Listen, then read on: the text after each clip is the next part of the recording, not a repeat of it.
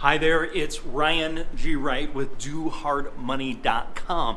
And today, what I want to talk to you about is the 90-day flipping rule. So a lot of people are confused on this, and there's a lot to know about it. It's quite simply this. So FHA, Fannie Mae, it's usually FHA actually. FHA has a little rule, and that's how most properties are sold, is with an FHA loan. So I buy a property, it can't qualify for any financing other than hard money. I fix that property up, and then it can sell to somebody that can then go get a loan from a bank. Typically that bank is going to do an FHA loan, Federal Housing Administration, which is basically backed by the government. And so what the cool thing about FHA is you don't have to put a lot of money down.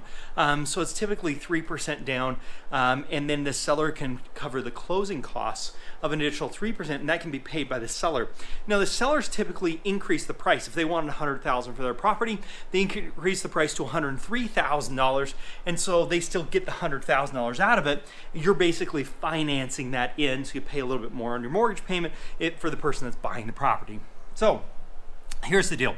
FHA doesn't want to see property values have these massive increases, so they check what's called chain of title. Title is who's owned the property. It's basically the ownership of the property over a period of time. So what they're going to do is they're going to say, hey, we want to see what's called seasoning. We want to make sure that the owner of the property has owned it for at least 90 days, okay? So in some cases, if you're getting it, it's going to depend on who you're getting the loan through.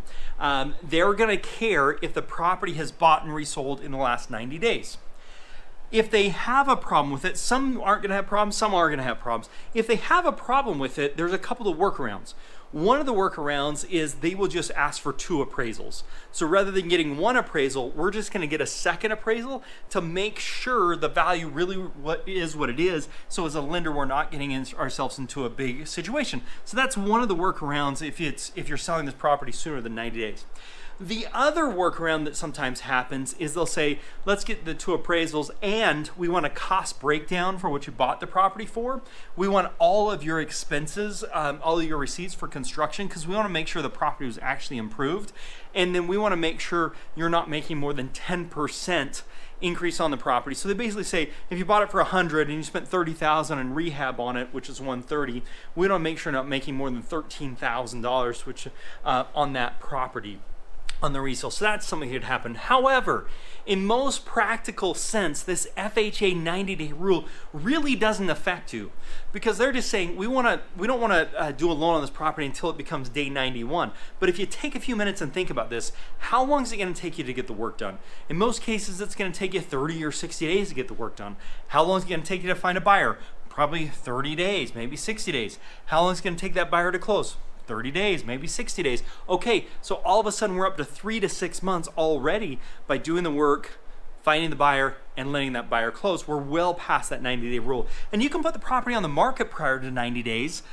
They just don't want the transaction to close until day 91. And sometimes you're going to have to do a contract and then redo the contract on day 91, because they actually don't want the contract to even be put together until the day after the 90 days. But you can do a contract, and then you could do you could say we're voiding that one and do a new contract with new dates as if the 91st. But that would give the ability for the lender to start working on the loan. So when it comes down to it, don't worry about this 90-day rule. If it becomes a problem, maybe you get 2 appraisals. If it becomes a problem, maybe you do a cost breakdown. But in most cases, you're not going to be ready to sell that property prior to 90 days.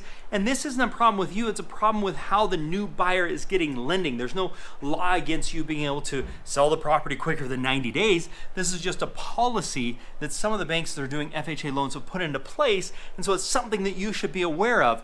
But it should not be paralyzing to you. It should not be stopping you from doing any type of real estate investing. Push forward, make it happen. Hope you enjoyed this video. Check us out at DoHardMoney.com for other tips and tricks in real estate investing. If you like this video, please give me a thumbs up. Make sure you subscribe to our channel, DoHardMoney.com, and make it a very profitable day. Bye for now.